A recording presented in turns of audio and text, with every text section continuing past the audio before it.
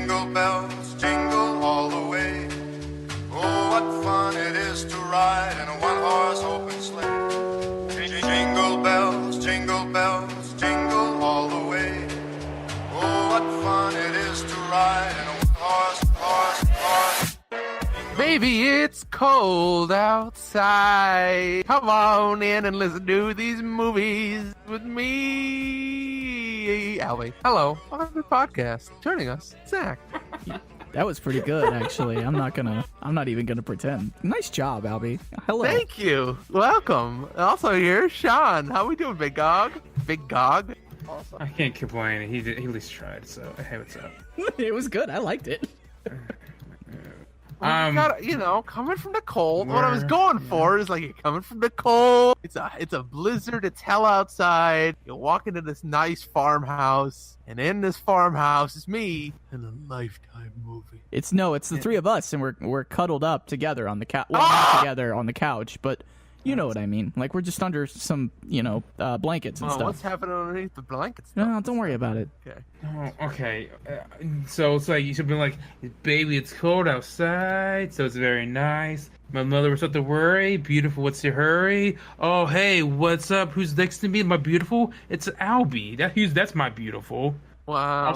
Who's the cold? That's Zach. He's the cold outside. Yeah, it's cold everywhere, and especially now, in my soul. Wow. But now that we're all together, let's talk about this movie we just watched. Can we talk a little bit about Baby It's Cold Outside Me Too stuff? Is that something that can happen? No. I don't think that we want to go down that path on this family-oriented podcast. Okay. Lifetime. The family is like Lifetime. God and family. Lifetime. So I'll be honest, when you guys said to me, we're going to do a Lifetime movie, the fear that came up, because, listen, as a man who has watched some Hallmark in his day, Lifetime seems like that step below. I know that's probably weird, but I've always thought of Lifetime as a little bit more lame.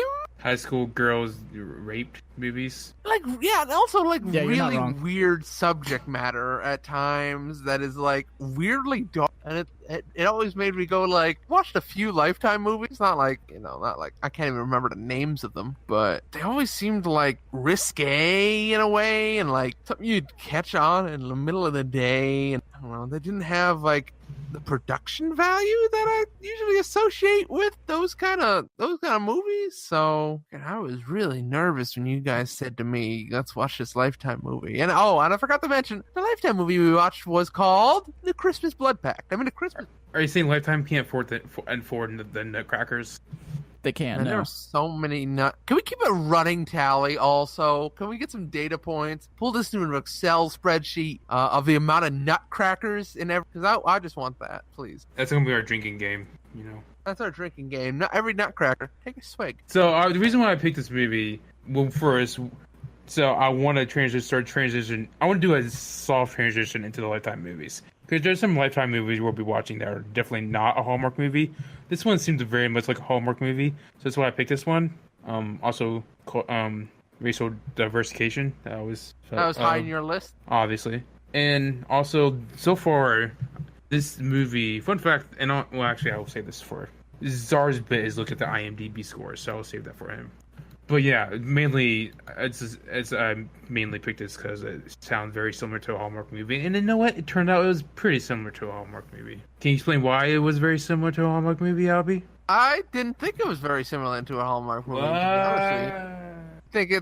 I think it was one of those things where you look at, just feel like, I can't almost put it into words, but I think the way in which they make the characters interact and sort of the way they make... There's a little bit more plot twisting to it, but when they do that, I think they lose a little bit of that character stuff that Hallmark seems to be a little bit better at. So you kind of end up like the dial turned a little bit in one way and a little bit like the bass is up a little bit, but the treble's down a little bit. And that's, I don't know if that's the way you guys feel, but that's at least what I felt. Do you understand anything what he just said, Zach? I guess. I don't know. Yeah, sort of. And like, I get where you're coming from, where it's like, yeah, it's sort of the same thing, but you just made some tweaks to it.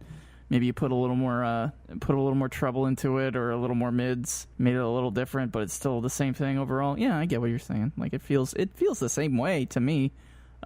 It's certainly, there are certainly more, I feel like, better production elements to it maybe, but Yes, no doubt. I mean, I think there's a lot of good editing moments that do a better job, and I think some of the camera shots too. I know we've talked about on the last two some of the camera shots and wide angles they do. I think this is much better. I think it's shot better. Like the director of this, I think is a better director. Yeah, there's like some drone footage of over the city, like Yes. what I expect or assume to be drone footage of just like, hey, we're gonna take this high sweeping angle shot. Like that's cool, I guess. It's different for this kind of movie anyway. But no, really, the biggest difference between this movie and the past two movies is that the romantic couple. Is there black people in it? Is that No, because the black people acted like white people. I'm sorry, what? I don't obviously don't want to say that. Cut that out, Zach. You guys are making my life like a living hell with all these cuts. Please stop. Obviously, that's obviously not. Yeah, it felt weird because I don't know where I'm going with this. That doesn't get into awkward territory. So I'll just say the main difference between this movie and the past two movies is that the romantic couple never didn't hate each other. So like there was always friends. It was just they had that on it will they or won't they dynamic that lasted 30 years apparently, because apparently you can't say I like you to your best friend. I mean, I think I like that plot better, right? Or better than you get sick of your job in the big city and you come home. This one at least has some like dynamic to it, and it's a little better than like, hey, I just quit this job for no reason and came back to my hometown. This is a little bit more about like, lifetime, I guess. Get it? It's like a lifetime thing. It's like get it? I get it. Some really good jokes you got there.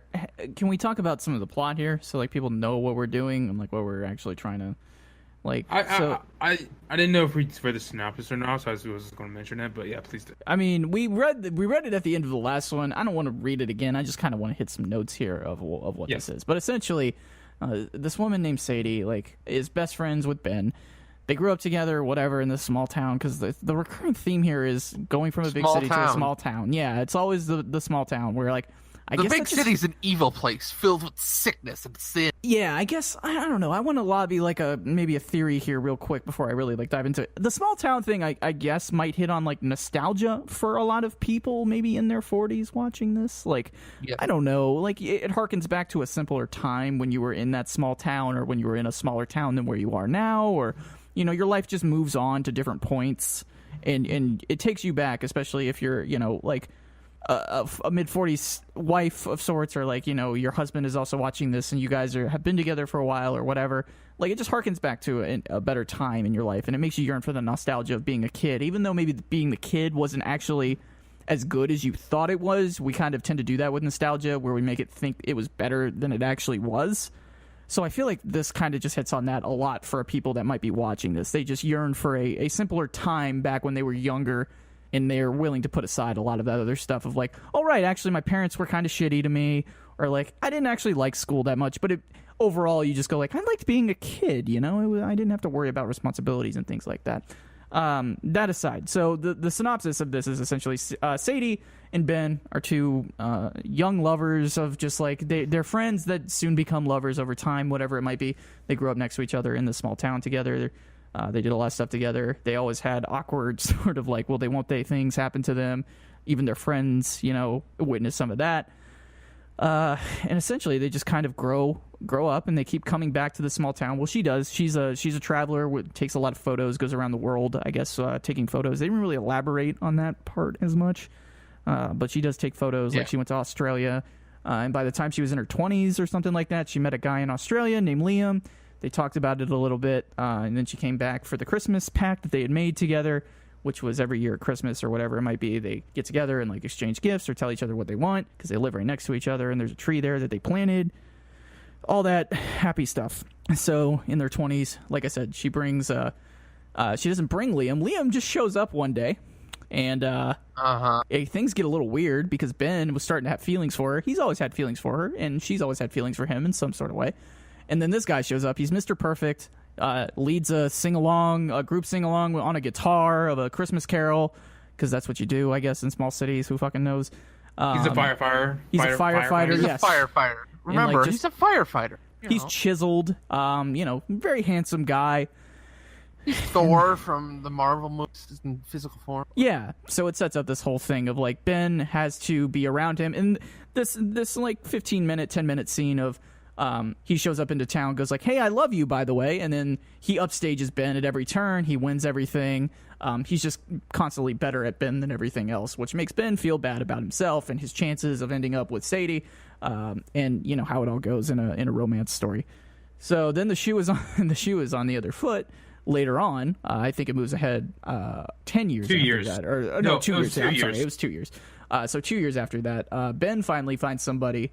And Sadie is now not happy about that, even though like Ben kind of dealt with it okay. Like he wasn't happy about it, but he was like, oh well, I guess it just wasn't meant to be. Sadie gets a little more like upset about the entire situation, and like it just, she doesn't pay the same amount of respect to it that like Ben did, where he's like, well, I get it. Like he was obviously unhappy about it, but he was like, well, I get it. And she was just like, you can't, like, sort of like in a way of just like, I'm not happy with you dating somebody else. And it's like, what? You can't do that. You did the same thing to him.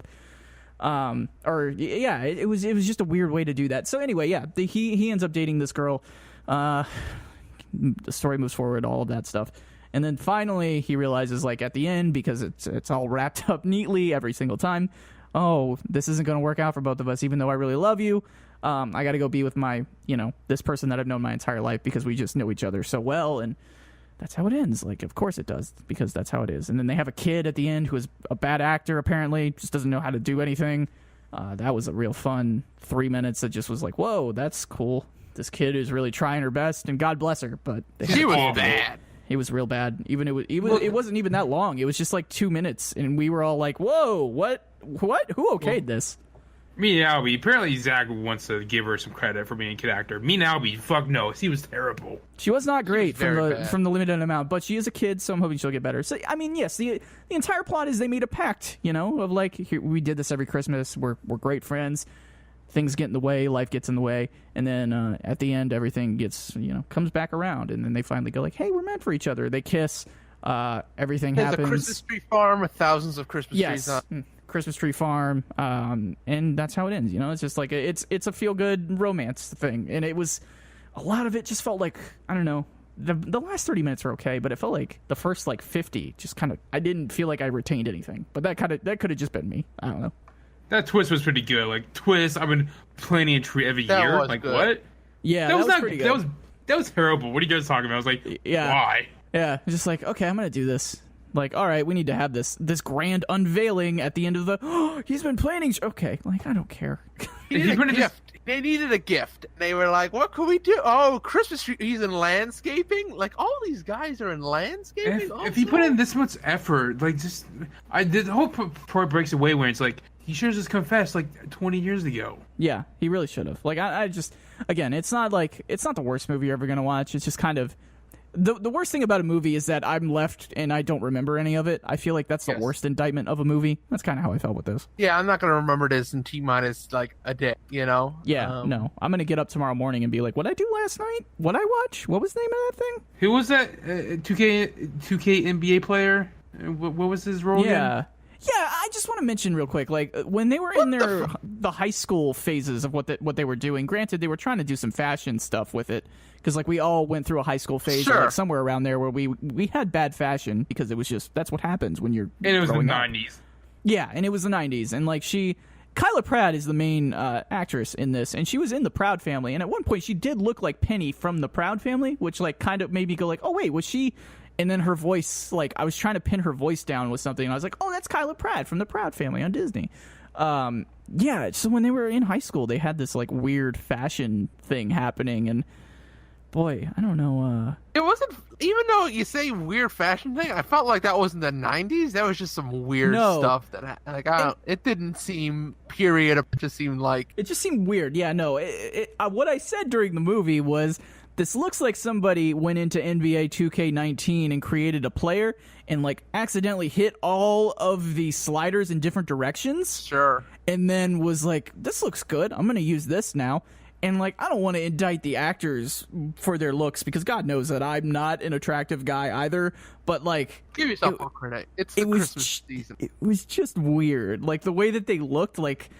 I know they had a hairstyle going on, too, at one point, and I was like, that's a choice that you made, huh? But I don't know if that was just more of them trying to go for, like, the 90s, like, hey, you're in high school, you're going to make bad decisions. Sure. I don't know. I think there are some good spots for stuff. Like I think there are some higher highs than I think we've seen in the last two movies. There were some good like moments where I think everybody was like, "Whoa!" But then most of it was pretty boring, and that's kind of that's kind of the worst part about it. Like I found the last two movies very enjoyable because of how just silly and weird some of the stuff was. Like here's this guy in his old creepy shed in the woods. We're gonna have our school dance at that place. But this one's just like, oh, it's just kind of boring, huh? Kind of boring, huh? I mean, it was. There was nothing remarkable about it at all. It was just sort of, hey, it's Christmas time. It very much feels like it was on a list of things that they had to film. And they're like, all right, we just got to film this for Christmas. We've got these movies. We might as well turn them out.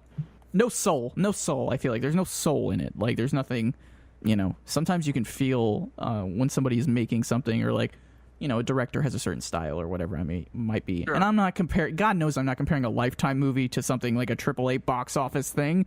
I'm not comparing it to like a Zack Snyder or like a fucking, Guardians of the Galaxy kind of thing. Like, I'm not doing that. But, it just feels like you can definitely watch these and go like, these kind of just feel like they were churned out to appease people, a certain kind of person watching this. And like, it is what it is. I'm sure people will watch it and it's fine. And there's nothing bad about it. It's relatively inoffensive. It's just very boring. Yes. Again, there's nothing happens in the movie. I want to work on one of these movies. I know that's probably weird to say, but it just seems like for the amount of effort they put into these things, it just seems like a really good job to have. You may probably make a pretty decent paycheck. You just make this like warm, lovely thing. Live in Christmas year. That's not bad. I don't know. I enjoy it because it seems like all the actresses and actors and all the staff and all the people on it seem like they have a really good time with it. So I can't be too angry with it. I think it's just a little bland. I think it could use a little bit more. I think they probably could have cut the first 10 minutes off of this thing, started when they were older and had some flashbacks rather than do the whole thing. I would think it would have tightened it up a little. Go ahead, Bob. No, they should have cut the snowball fight because that was dumb. Yes. And they had someone fight in their 20s. They didn't get enough acorn. Oh, no, they didn't get enough pine cones either. No. They say they needed 500. They obviously weren't going to get 500. No, they weren't. That was just going to set them up so they could be in the snowball fight for the 2 minutes that they were there. Like, they weren't going to... Also, how long do pine trees live? Because that one lived like 38 years. And that was my question at the end. Because like I don't know a lot about trees. All right, I'm not into. Is it horticulture? That's not. Is that right? I don't know if that's right. I don't think that's right.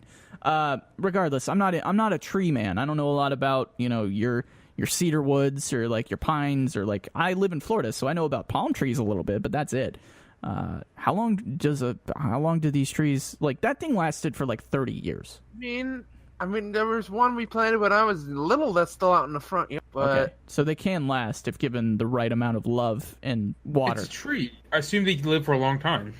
Yeah, I guess so. Live for a long time. But I always just thought Christmas trees, for whatever reason, would like die quicker. Because again, I don't know anything about trees. Because people don't like give them nutrients or anything.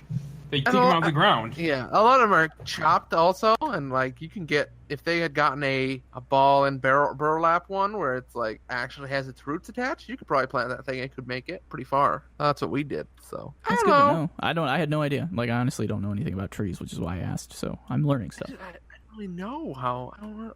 It still felt weird to me. It felt like it was a little too old. Do you know that trees are alive? What? Wait, you didn't know that? How dare you? You've been cutting them down and then you didn't know that?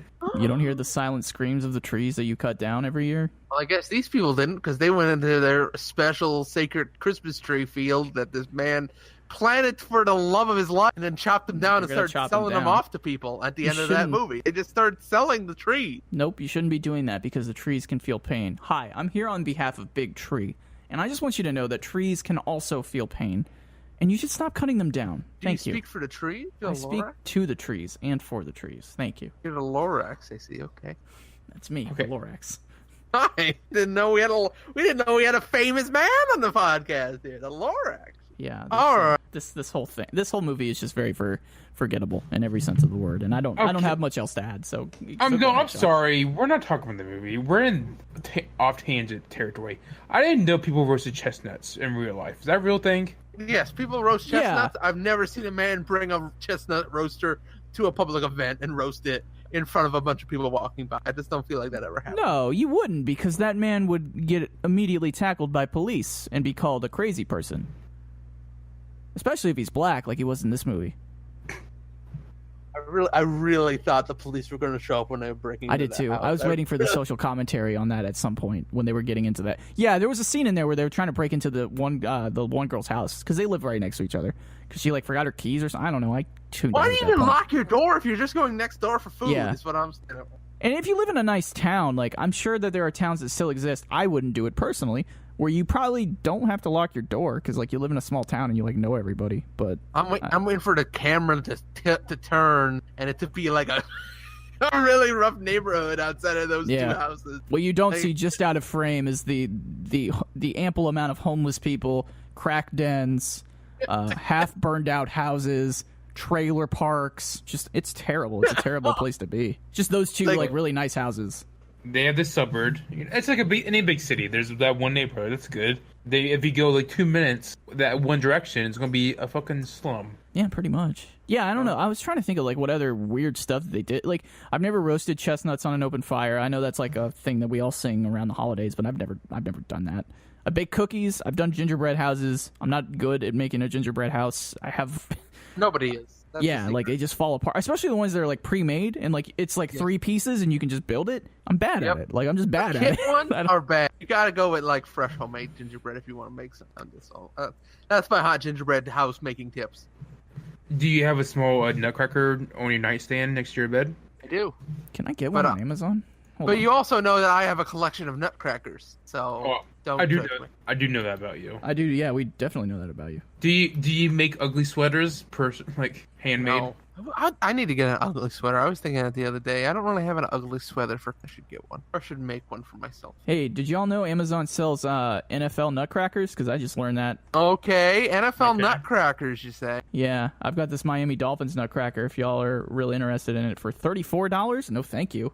What? No. That's a lot of money for a nutcracker. Is there a coolest one? And how expensive is it? Hold on, I'm looking here. Please do. I want to know personally. I don't see any Philadelphia. There's an Eagles one. Creepy. Yeah, there's an Eagles one. Creepy nutcracker. I don't like him. He doesn't. I bet the Eagles ones are cheap now since the Eagles are bad now. Oh, I know. Is there? Hey, man. Hold on. Real talk, though, the Eagles are going to be led to the Super Bowl by Super Bowl MVP Nick Foles. So I think you need to chill your fucking boots. All right, now we're just getting way off topic. Okay, I will. Have you ever seen a Black Santa? Because this movie says apparently they do exist. Hey, that was a nice moment. I won't lie. That was just a guy. Yeah, he wanted to propose, and he dressed up as Santa, which was nice. Yeah, I had no problem with it. I sort of love the utopian vision of America in this, where congregation is completely made up of every ethnicity possible. Santa Claus can be black, and it's just it's a utopian vision of diversity in America that is that's not achieved anywhere in the world, but I love it. Yeah, I actually don't mind it at all. I thought it was nice. I thought the entire town was kind of nice. These movies do a good job of painting a nice portrait of a perfect place of where you would want to raise your kids or where you grew up, because again it goes back to the nostalgia factor of man, I really loved it when I grew up in this town, and you paint it a certain way so to make it look like it's a perfect place to grow up. But yeah, and I've got no problem with him dressing up as Santa and proposing to he was the friend, and he also had a female friend that he knew growing up, and then they finally got married and had a kid, so he proposed during this town center thing of where they were, doing all of the holiday festivities, and dressed up as Santa and proposed, which was nice. I think that's fine. I don't have a problem with that. You're making it sound like I'm offended by this person being Santa and also black. I don't mind it. Well, I can't agree. speak for you, but obviously I cherish it. I'm just saying it's not realistic. No, yeah, I've not seen a lot of Black Santas. I won't lie to you. I don't know. Maybe I wouldn't know. I have not seen every person who dressed as Santa before, though. I would live in this town, right? I feel like obviously I would work at a coffee shop in this town, because you feel like could be very happy, and you could be like, I'm going to work at this coffee shop for 50 years, because why not? This town is great. Everybody here is amazing. Perfect people. This is utopia. Well, this is I what think the heaven is people, like. if we really want to like do a quick like dive in on this, I think there are people watching this probably living in small towns doing exactly what you just said. Like they're working jobs, you know, at the same job for 20 or 30 years. But none of those towns are like this town. That's like amazingly yeah, but like you have to, it's a movie. Of course they're going to present it as a perfect place. But I'm saying that there are people watching this in whether or not they are married with kids, or they are just, you know, a 35, 40-something-year-old man or woman that's been living in the same town or whatever and dreams and yearns for like a family or like this perfect place to be. You know, they see this on TV and go like, well, I live in this small town doing this job that kind of sucks. I wish my town was more like this one, which is probably why they gravitate towards these kind of movies, because they live in this small town, and their small town is, you know, riddled with, you know, you don't want to get too far down the rabbit hole with this stuff, but like, you know, there's probably drug issues and like poverty and things like that. And then you watch these Lifetime movies and you're like, man, I wish my small town was like this. Are there any actual small towns that are like this? No. The answer is no, because it's a Lifetime movie. Of course not. Let's all move to this town. Let's just live a perfect life in this town. We could meet like ladies, like the one white girl that got turned down. We could meet her. It'd be great. Everybody would be very happy. Let's do it. Sounds like a plan. All right, great. I would move to Portland with her. That's all I'm saying. Damn. Okay. Anything else you guys want to say about this? Can you give us the IMDb score, Mr. Zach? I exited out of it. Hold on. It's according to IMDb, this movie, The Christmas Pact, for day 3, has a 5.9 out of 10. So it's a couple notches lower than the past 2 that we've watched. That makes sense. I think I agree with that score. Yeah, I don't see anything wrong with that. I'm not going to take umbrage with that score. Maybe it would be a little higher than what I would think, but only by like a tenth or two of a point. Like I would say like 5.7, like 5.6, maybe a little lower, but you know, it's fine. 5 is where I would put something where I'm like, I would forget about it in 24 hours. Like that's 1 is bad, 10 is awesome, like best movie ever. 5 is like in the middle of like, I don't remember this movie. So like that, for me, that makes sense. That checks out. I agree. I'm looking at this. I'm sorry, tangent here. I'm looking at the IMDb users ratings. Turns out there's more people who are ages 45 and plus reviewed this movie than people who are below that. And apparently nobody below 18 has watched this movie or reviewed it on IMDb. I mean, millennials hate cheesy movies. That's all I'm saying. Millennials are killing Lifetime. They are. Yeah, I'd actually be interested in knowing what the age demographic breakdown of these movies are, honestly. I literally just posted a link that did it. No, but I mean like across a grander scale of like Lifetime, Hallmark, things like that. Because this is while this is this helps a little bit. It's a very small amount of people, but yeah, well, it's 100 people. It's pretty much. Yeah, you're right. Yeah, no, it's 100 people, so that's all we need. We polled 100 people. They do that on Family Feud, and it works. It's science. It's scientific. Exactly. Science. Okay, I guess go ahead. I'll be with the outro because I don't know. You don't know how to end this one. Well, what's our next move? What we talk about? What's the do you have what's next? on the docket for tomorrow? Yeah, what's on the docket for tomorrow? So tomorrow, all right. Tomorrow we'll be watching the Princess Switch. It's a movie probably some people might have heard of because it's one of the Netflix movies. Oh. Yes, we're doing our first Netflix movie. And it stars Vanessa Hudgens. Vanessa Hudgens? Hudgens, the person which did that High School Musical movie. Yeah. Vanessa Hudgens. Yes, the former Disney. Wait, what's she? I think. All right, let me read the summary. Let's she was on Disney. Oh yeah, I didn't know what. Yeah, I couldn't remember. The Sweet Life of Zack and Cody. Yeah, okay, that makes sense. All right, here we go. A Chicago baker. Sorry, not a Christmas baker. She might be a Christmas baker. Played by Vanessa Hudgens, is competing in a Christmas baking competition in Belgrave. I've never heard of that. I believe it's Belgravia, but I don't know if that's a real place or made up for this. And that shows how much I know.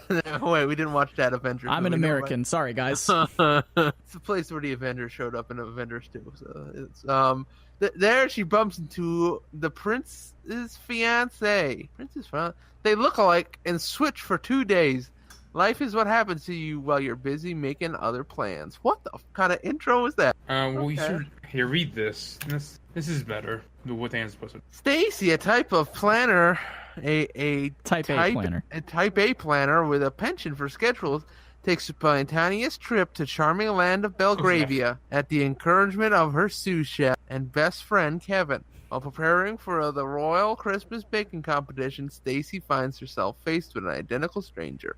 and a strange request. Free-spirited but royally obligated Duchess Margaret Delacourt wants nothing so much as one last chance to experience life as a normal person before she dutifully marries the Crown Prince of Belgravia. Stacy can give her that wish.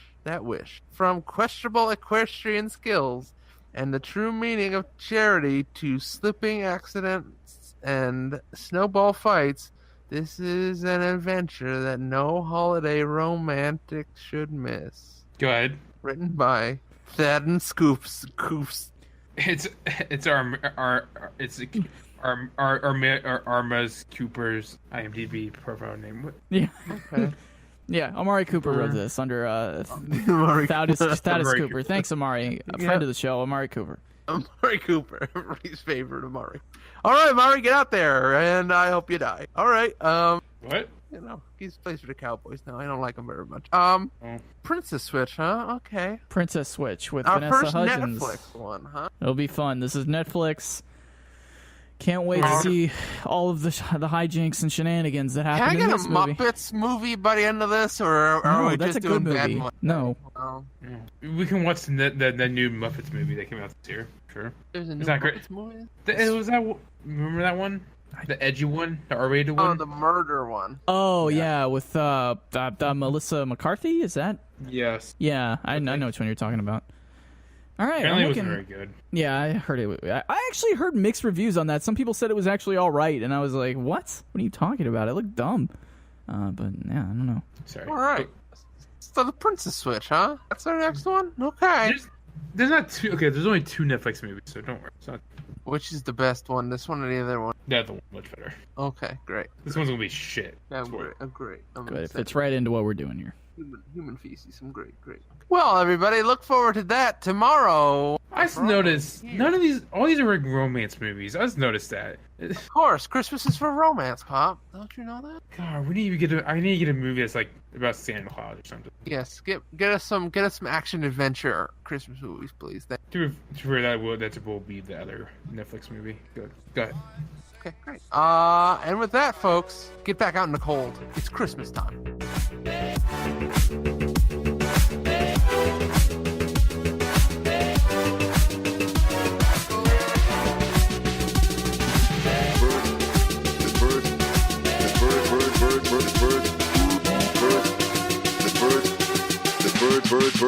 Bird machine. Check.